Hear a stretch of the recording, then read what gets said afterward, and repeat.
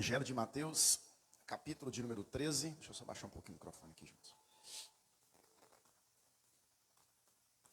Evangelho de Mateus, capítulo de número 13. Nós vamos ler do 31 ao 35. Quem encontrou, diga amém. Diz a palavra do Senhor. E contou-lhe outra parábola, dizendo: o reino dos céus é como um grão de mostarda, que um homem plantou em seu campo. Embora seja a menor dentre todas as sementes, quando cresce, torna-se a maior das hortaliças, e se transforma numa árvore, de modo que as aves do céu vêm fazer os seus ninhos em seus ramos. E contou-lhes ainda outra parábola.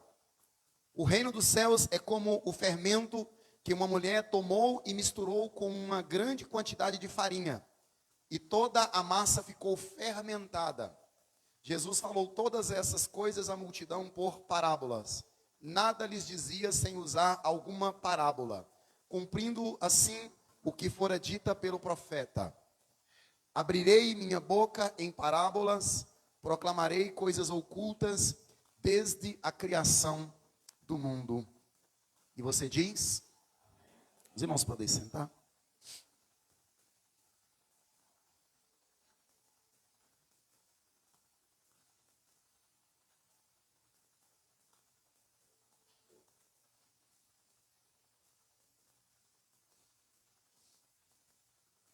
Irmãos, nós já estamos já alguns domingos meditando no capítulo 13 do Evangelho de Mateus, e nós falamos sobre a parábola do semeador, refletimos sobre a parábola do joio e do trigo no domingo passado, e na semana passada nós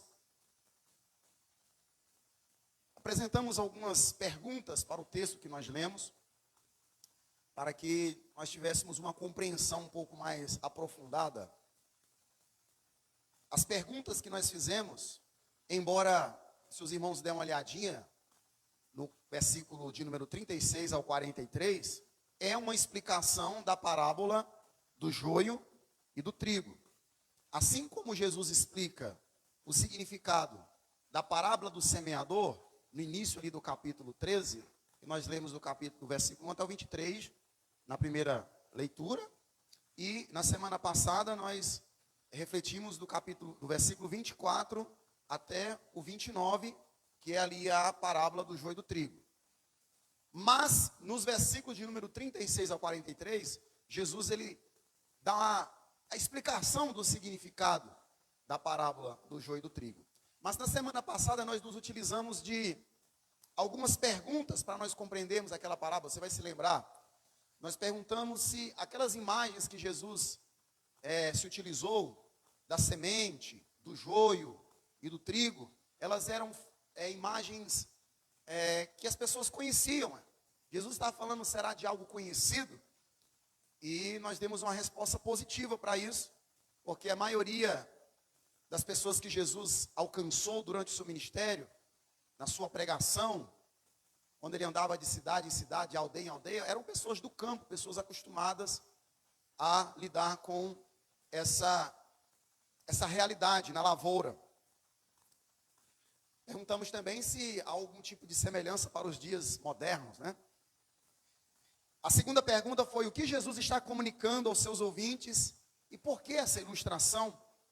A terceira pergunta foi: quantos ensinos nós podíamos extrair ali da parábola do joio e do trigo? Mas aqui eu vou repetir brevemente aqui quais foram as nossas respostas.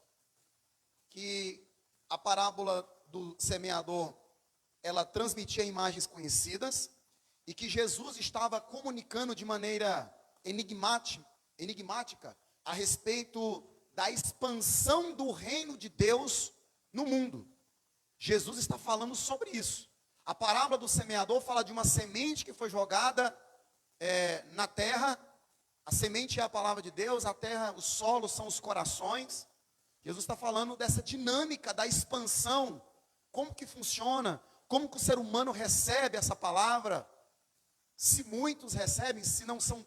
Então, Jesus ele se utiliza dessas parábolas para falar de expansão, para falar de como acontece essa interação entre as pessoas que ouvem a palavra de Deus e a recebem ou não.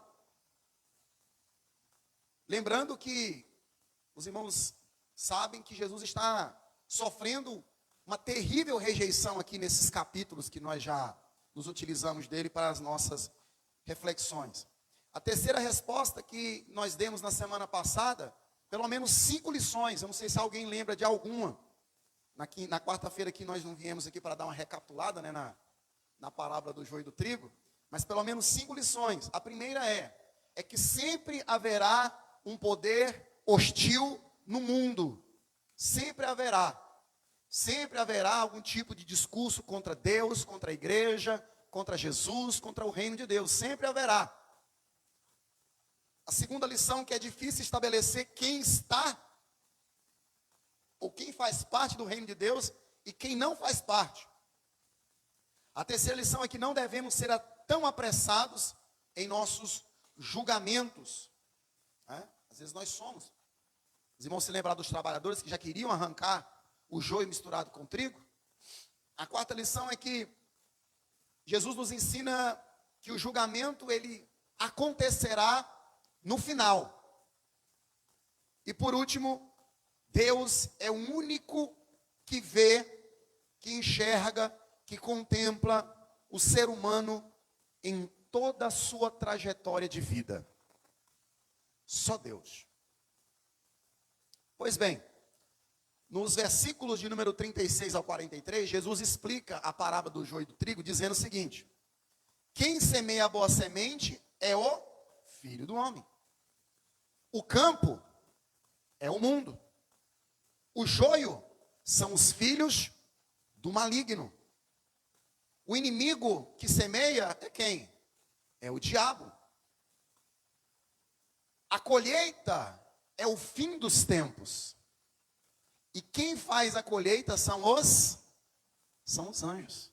Lembra lá da parábola do rico e do Lázaro?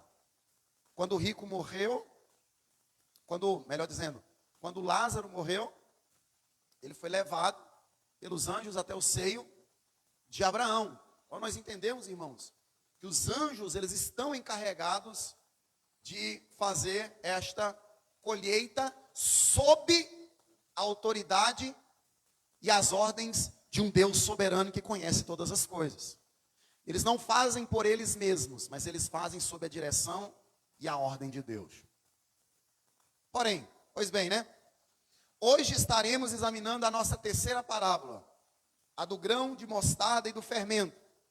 E elas são uma continuação das duas primeiras. Qual que é a intenção de Jesus aqui quando ele conta essa terceira parábola aqui que vem em segmento, ou seja, vem dando continuidade?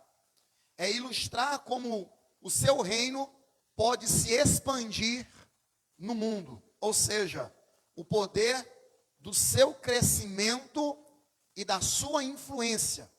Visto, observe aqui, irmãos, que parecia que Jesus estava perdendo seguidores e colecionando opositores. Porque uma coisa, irmãos, é você ter um grupo de pessoas e de repente aquelas pessoas começarem a te abandonar, te deixar. Isso aconteceu com Jesus. Mas no ministério de Jesus, a rejeição de Jesus, ela não se limitou apenas a esse tipo de rejeição.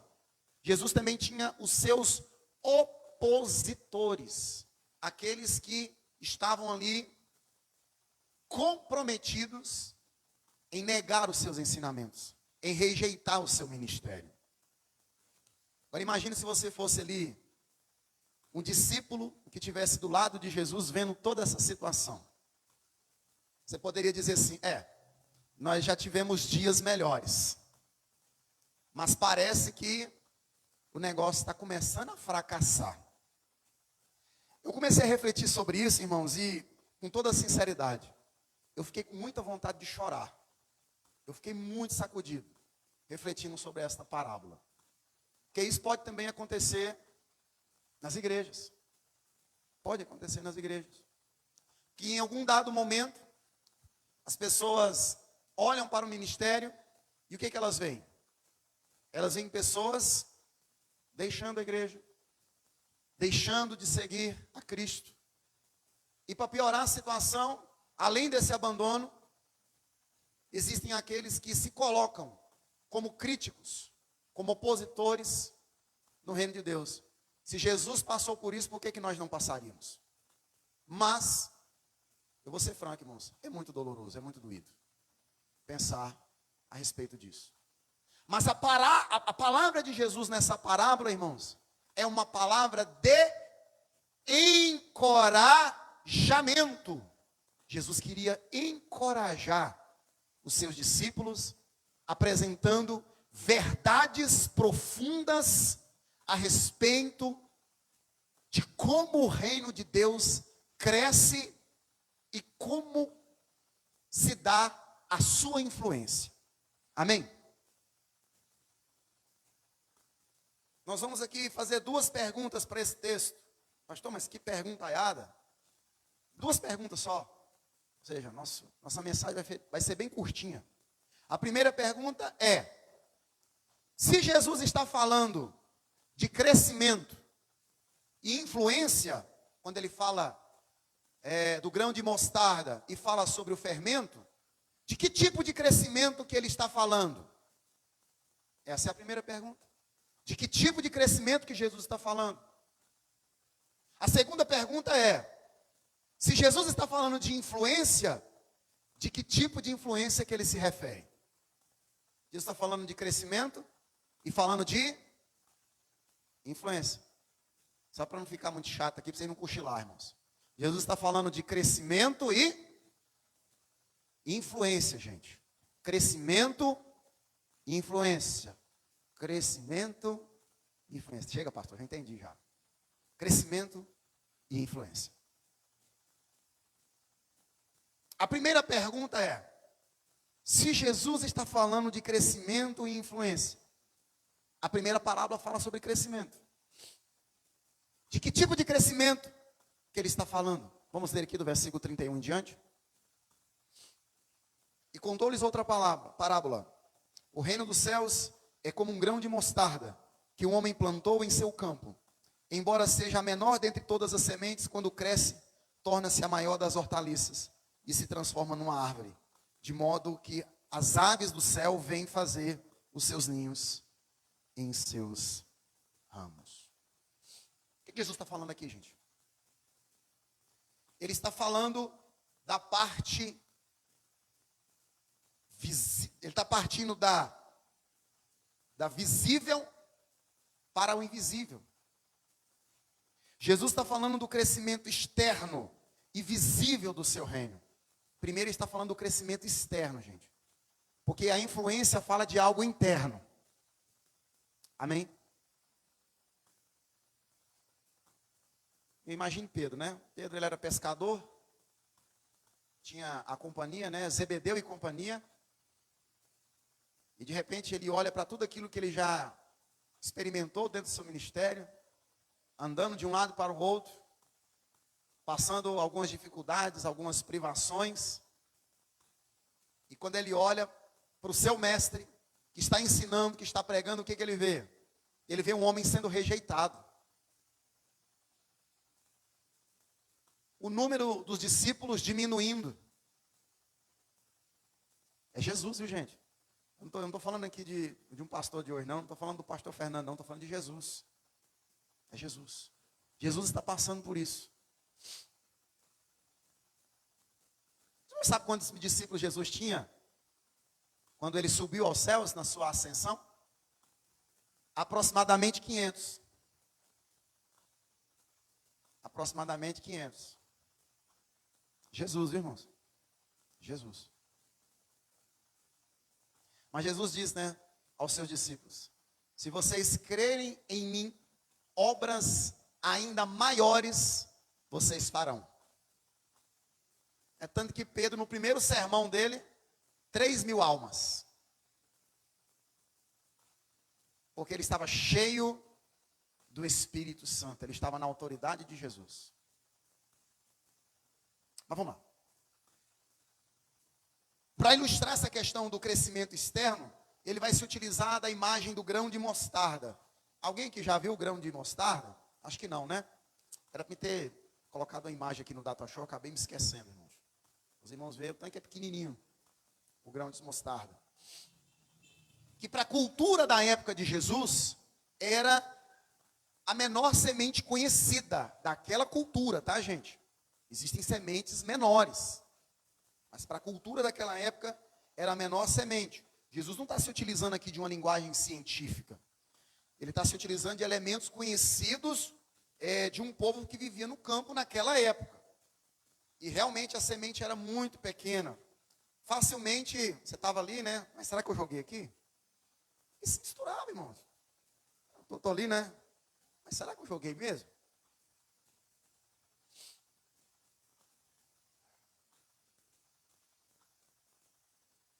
Em alguns momentos, pode até parecer que nem foi semeada. Eu não sei se você começa, quando a gente começa a falar sobre isso, não sei se você começa a se identificar com algumas coisas. Eu já começo a... Se analisarmos como a igreja começou, irmãos, tudo indicava aos olhos humanos que a igreja ia fracassar. Por quê? O Messias nasceu de uma família pobre. Viveu uma vida... Ou não? Ele nasceu de uma família rica? Não, ele nasceu de uma família pobre. Ele viveu uma vida simples, filho do carpinteiro. Não frequentava os palácios. Não frequentava os palácios. Não tinha pretensão política. Jesus não tinha pretensão política. Escolheu os homens mais desacreditados para ser os seus discípulos. E agora tem a rejeição, o abandono e o desprezo dos religiosos de sua época. Alguém pode dizer assim, esse aí nasceu para o fracasso. Talvez algum dos discípulos, em algum momento da sua caminhada, eles poderiam ter pensado, como eu vim parar aqui?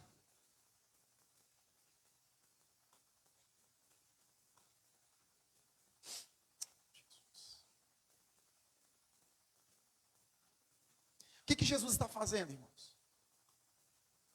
Jesus está animando os seus discípulos, dizendo com essas palavras, esse trabalho vai prosperar e vai surpreender a todos. Você não tem ideia do poder da semente do meu reino. Jesus está dizendo com essas parábolas isso, irmãos.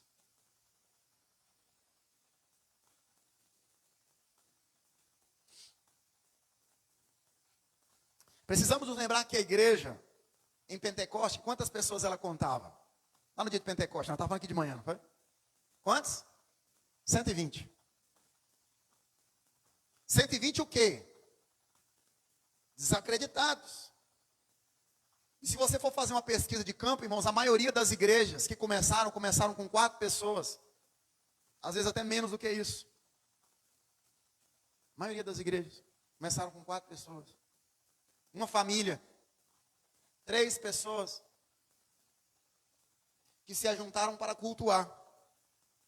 O poder dessa semente não é o poder do intelecto, não é o poder da retórica, não é o poder da eloquência, mas é o poder do Deus invisível que opera no visível e nos surpreende. É o poder do Deus invisível que opera no visível de forma surpreendente. 2 coisas, irmãos, que o crente não deve ficar, talvez, tão abismado. Ele pode ficar surpreso, porque às vezes a gente olha para as coisas de maneira muito humanamente falando, né? Do final dos tempos, das coisas ruins que vem acontecendo, isso aí não deve assustar muita gente, porque a Bíblia já fala. A Bíblia já fala de tanta coisa. E uma outra coisa, irmãos, é quando ele começa a fazer aquilo que a própria palavra dele já diz que ele faz. Sabe o que a gente deve fazer, irmãos? É dar glória a ele. Reconhecer que procede dele, que vem dele, que foi ele. E não nós. Nas palavras do profeta Daniel, o reino de Deus é como a pedra que quebra todos os outros reinos. Olha aqui para mim aqui, ó. O reino de Deus, segundo o profeta Daniel, é como a pedra que quebra todos os outros reinos e enche toda a terra.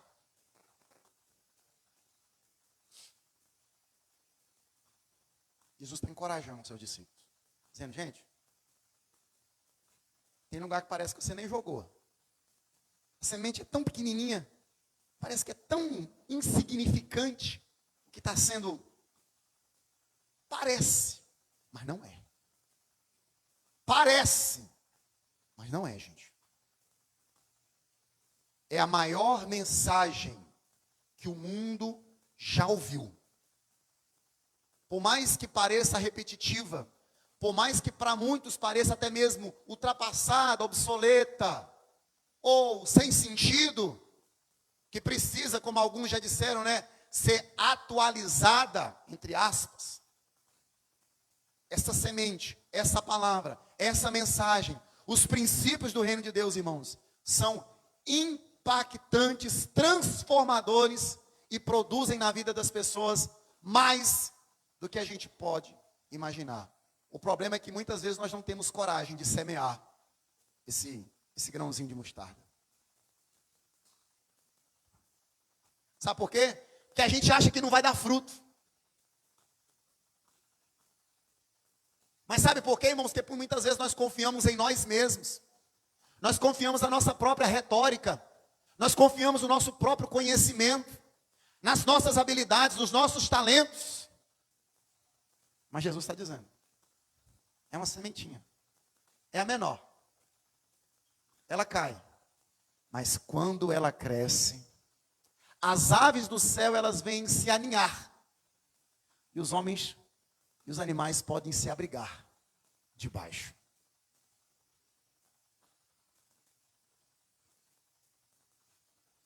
Deus é especialista em fazer isso. Já percebeu o que Deus fez com mulheres estéreis na Bíblia?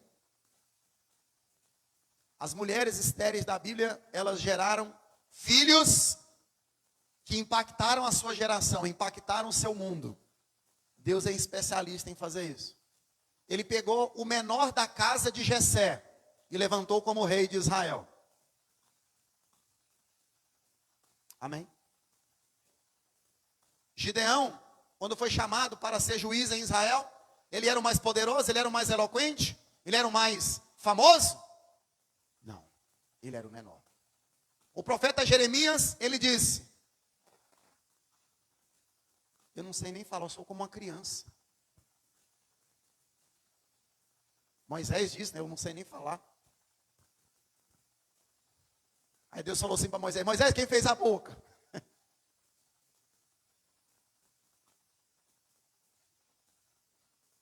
Irmãos, quem está prometendo é Deus. Quem está animando o coração dos discípulos é quem? É Jesus. Não é um charlatão. Não é um charlatão, não é um cara que está ali apenas motivando, não é um coach. Não, é o Filho de Deus. É o Verbo que se fez carne e esteve entre nós. A segunda pergunta é a seguinte. Se Jesus está falando de influência quando ele fala sobre o fermento, já estou até adiantando aqui o significado. O reino dos céus é como um fermento que uma mulher tomou e misturou com uma grande quantidade de farinha e toda a massa ficou fermentada. Jesus falou todas essas coisas à multidão por parábolas, nada lhes dizia sem usar alguma parábola, cumprindo assim o que fora dito pelo profeta. Abrirei a minha boca em parábolas, proclamarei coisas ocultas desde a criação do mundo. O fermento aqui, ele não é usado de maneira negativa. Nós temos alguns textos na Bíblia, por exemplo, Êxodo capítulo 12 e 1 Coríntios capítulo 5, onde o fermento era algo ruim. E significava impureza, contaminação. Jesus aqui, ele quer falar sobre sua influência rápida, silenciosa e eficaz. Grave. Rápida, silenciosa e eficaz. Uma vez que a graça se iniciou em um coração, ela jamais permanecerá quieta, irmãos. Tocou seu coração? Está borbulhando aí, ó. Está borbulhando, irmãos. Você já viu o processo do crescimento de um pão? Você coloca ali e parece, não vai dar nada. De repente ele começa, né? Ele começa a crescer, né? Aí, maçandeira faz uns pãozinhos de forma, né, irmão?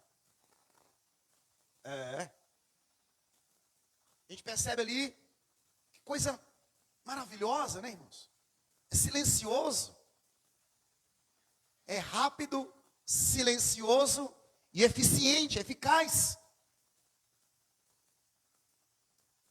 Pouco a pouco, ela influenciará a consciência, as afeições, a mente e a vontade, até que todo homem seja afetado pelo seu poder e ocorra uma completa, uma plena transformação. Eu vou dizer uma coisa para os irmãos aqui, ó. O evangelho, ele não chegou até você para que você seja uma pessoa alienada. Escute aqui, irmãos. Eu estou cansado de ver crentes alienados, que mais são influenciados do que influenciam pessoas. O evangelho que eu vejo nas escrituras é um evangelho que alcança o coração do pecador e faz dele um influenciador de pessoas. Eu pergunto para você nessa noite, que tipo de influência você tem trazido? Você tem gerado nas pessoas ao seu redor? Você tem influenciado ou você tem sido influenciado por alguém ou por alguma coisa? Jesus não nos chamou para ser Maria, vai com as outras. Crente tem que ter personalidade. Não é ser arrogante, prepotente, mas ele precisa realmente lutar pelos seus valores, pelos princípios da palavra de Deus. Eu estava falando aqui pela manhã a respeito da questão das experiências e a palavra de Deus. Nós estamos vivendo um tempo, apesar que isso já é um pouco mais antigo do ser humano, né? Mas parece que isso está mais em evidência hoje. A experiência, ela pesa mais do que as escrituras na hora de nós estabelecermos a verdade. Irmãos, nós precisamos ser guiados pelas escrituras. O evangelho é quem deve nortear as nossas vidas. É o que Jesus fez, é o que Jesus ensinou que deve nortear as nossas vidas, não as nossas experiências. Elas são boas, mas se elas são contrárias aos princípios do evangelho, ou elas devem ser confrontadas à luz da palavra.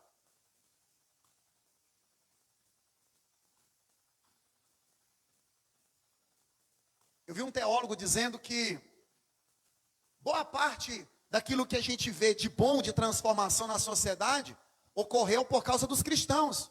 Por exemplo, a abolição da escravatura, o direito das mulheres, o direito das crianças, um olhar mais atencioso para os pobres, para os idosos.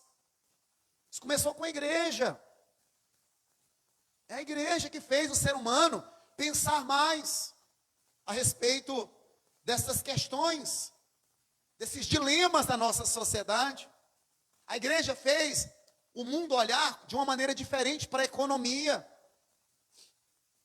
A igreja fez o mundo olhar de uma maneira diferente para as pessoas que vivem o dilema das drogas, dos vícios, da prostituição. e de tantas mazelas que existem nesse mundo caído, o nosso mundo caído.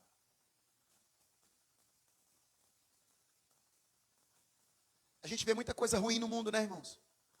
Mas só não está pior porque existe uma igreja que Jesus estabeleceu aqui na terra. A igreja é dele. Um teólogo chamado William Buckley, ele diz que, analisando essas duas parábolas, nós podemos extrair aqui pelo menos 4 lições. Eu achei interessante as lições apontadas por Buckley. Ele diz o seguinte, que o reino de Deus começa de forma pequena, como a menor das sementes.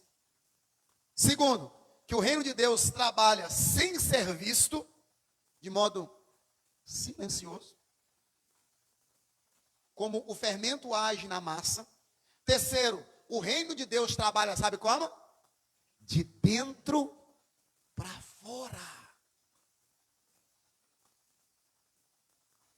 Pois a massa não pode crescer, a não ser que o fermento nela opere esse crescimento. Bota a massa sem fermento para ver se a bicha cresce. E por último, o reino de Deus provém de onde? De fora. A massa não tem poder de mudar a si mesmo, tampouco nós. Nós também não temos poder em nós mesmos para mudar nós mesmos. Você não tem, viu, crente? Você vai passar, se você não mudar isso aí na sua cabeça, você vai passar a vida inteira dando murro em ponta de faca. O que eu faço então, pastor? Se eu não tenho influência e poder para mudar a mim mesmo, sabe o que você faz? Você se lança aos pés de Jesus.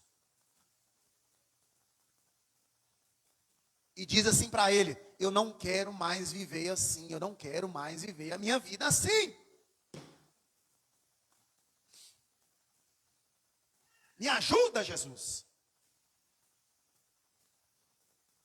Para encerrar.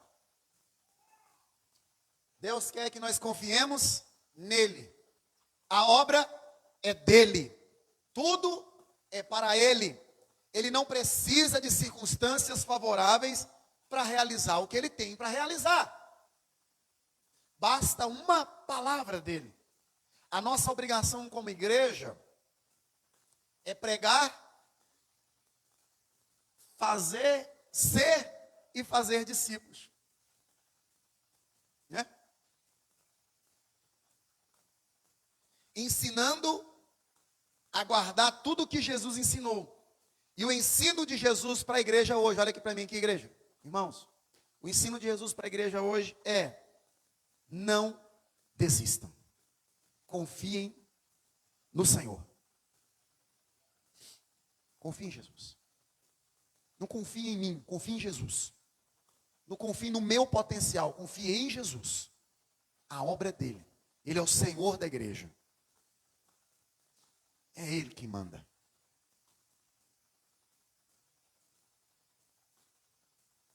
Duas perguntas rápidas. Vamos encerrar. Você tem falado de Jesus a alguém e ainda não viu nada de diferente? Parece que nada vai acontecer? A palavra para você hoje é: não desiste não. Sabe o que quem está falando aqui de jogar? Mas será que eu joguei mesmo? A semente é tão pequenininha que você olha assim, mas parece que eu não joguei não. Às vezes você pode ter essa percepção e quem está perto de você também. Ah, mas peraí, você jogou semente aqui mesmo? Não parece que jogou não. Eu não estou vendo. Segundo, você algum dia já se perguntou se realmente o evangelho tem esse poder transformador que as escrituras revelam? Jesus está encorajando os seus discípulos dizendo que ele opera de maneira simples e silenciosa. E de dentro para fora.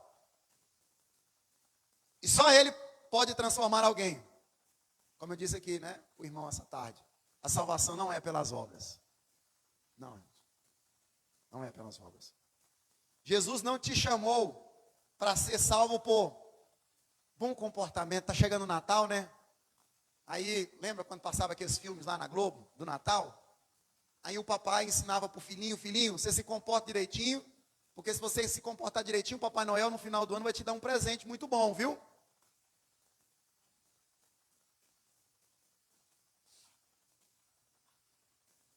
Com Jesus a salvação não funciona nem assim não, irmãos.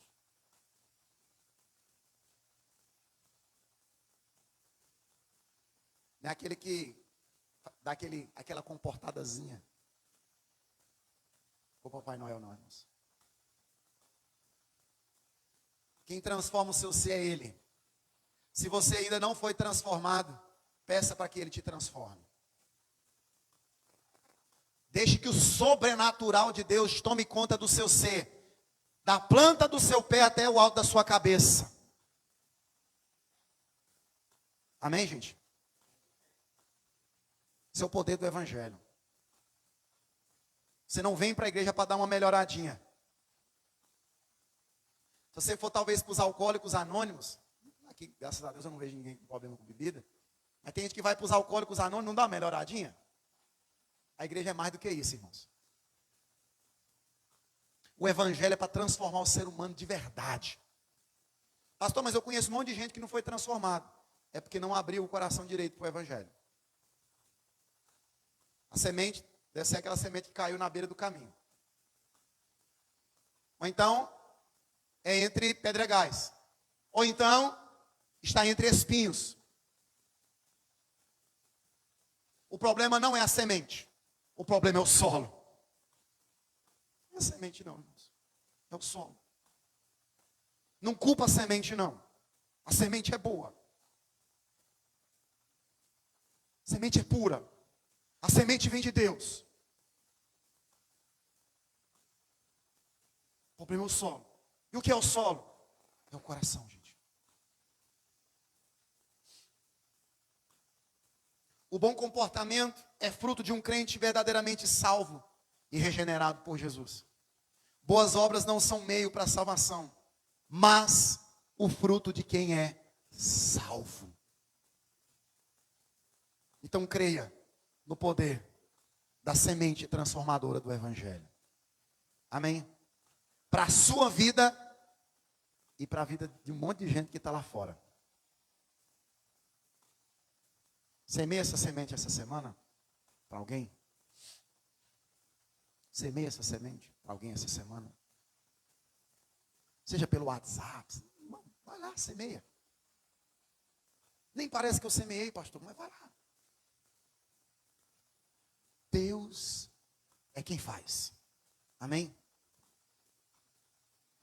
Vamos ficar de pé.